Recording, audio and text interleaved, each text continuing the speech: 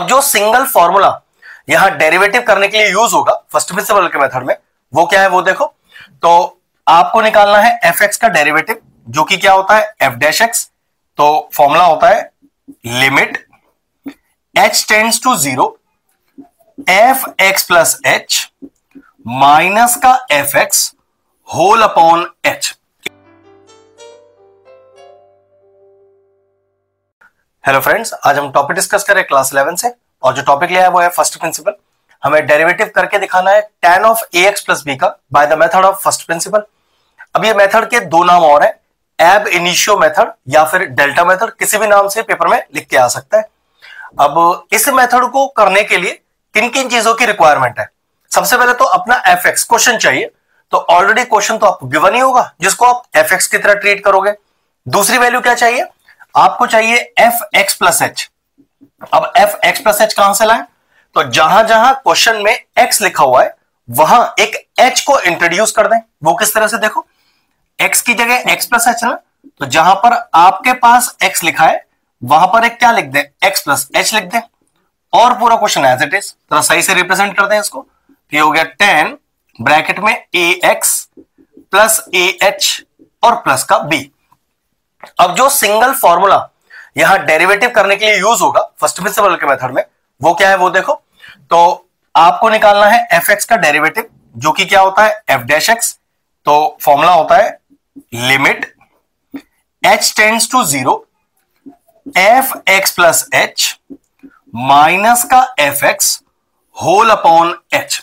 इस बात पर ध्यान रखना है, डेरिवेटिव कर रहे हो अगर फर्स्ट प्रिंसिपल से किसी भी क्वेश्चन का, तो फॉर्मूला आपको यही लिखना है। फिर समझ लीजिए भाई, एफ एक्स का derivative f dash x, first principle के मेथड का जो फॉर्मूला वो ये है, h tends to 0 F x plus H minus F x whole upon h. क्या चेक करो, एफ एक्स प्लस एच का वैल्यू है अपने पास, एफ एक्स तो क्वेश्चन ही है, नीचे एच एज इट इज रहेगा। तो चलिए, अब मैं एफ डैश एक्स नहीं लिख रहा हूं बार बार, बस लिमिट एच टेंड्स टू 0 करके लिखूंगा। आप एग्जाम के अंदर क्या कीजिएगा, एफ डैश एक्स को भी नीचे तक कॉपी करते रहिएगा बार बार, ठीक है। तो limit F x plus H, जिसकी वैल्यू क्या है 10 A x plus A H plus B minus F X, जो आपका क्वेश्चन है 10 ए एक्स प्लस बी और होल अपॉन एच। अब चेक करो, क्या 11th क्लास की ट्रिग्नोमेट्री में 10a माइनस 10b की कोई आइडेंटिटी है? बिल्कुल भी नहीं है। तो जब 10a माइनस 10b की आइडेंटिटी नहीं है तो सॉल्व कैसे करोगे? तो सिंपल सी बात है, अगर आइडेंटिटी नहीं है तो क्वेश्चन को साइन कॉस की टर्म में सॉल्व कर लो, हो सकता है आपको आइडेंटिटी मिल जाए। तो बिल्कुल मिल जाएगी, 100% है। तो चलो साइन कॉस में खोलते हैं। तो लिमिट एच टेंड्स टू 0, तो 10 खोलेगा sine A x plus A H plus B whole upon cos A x plus A H और प्लस का बी।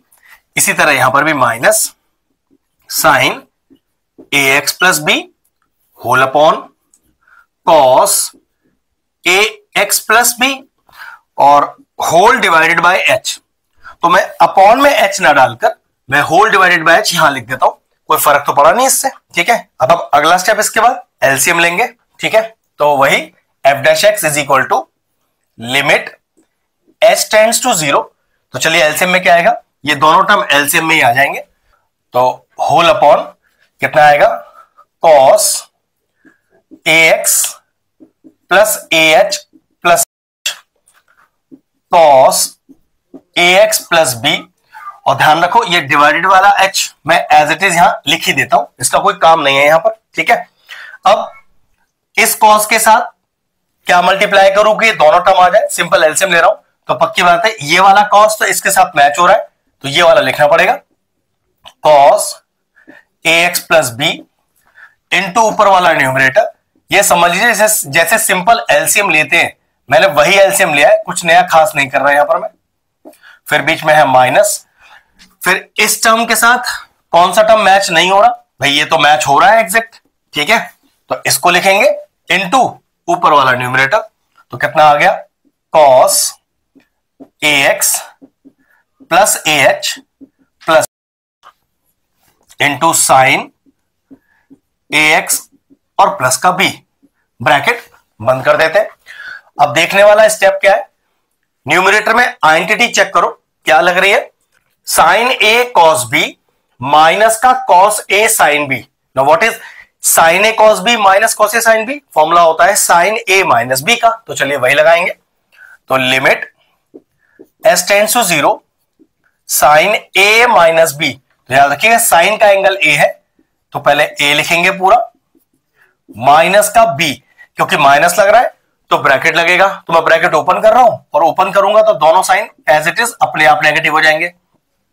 होल अपॉन डिनोमिनेटर में कोई चेंज नहीं, denominator as it is copy कर दो आप, प्लस का बी और कॉस ए x plus B into H. देखो कुछ टर्म कैंसिल आउट हो रहा है, ए एक्स से ए एक्स चला गया और बी से बी चला गया। देखो बचा क्या हमारे पास, limit S tends to 0 sign A H, बस ए एच ही बचा और तो कुछ बचा ही नहीं, whole upon cos A x plus A H plus b cos A x plus B और इनटू का एच।